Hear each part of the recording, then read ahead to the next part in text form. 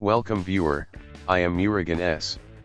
This video tutorial describes how to always start Microsoft Edge in InPrivate mode on Windows 10.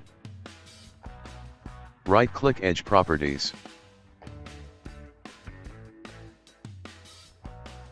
Space minus sign. InPrivate.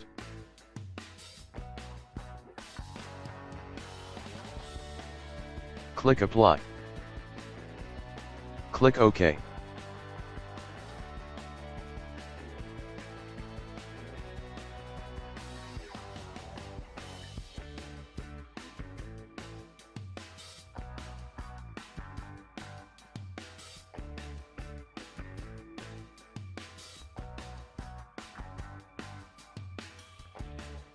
I hope this video tutorial helps to you.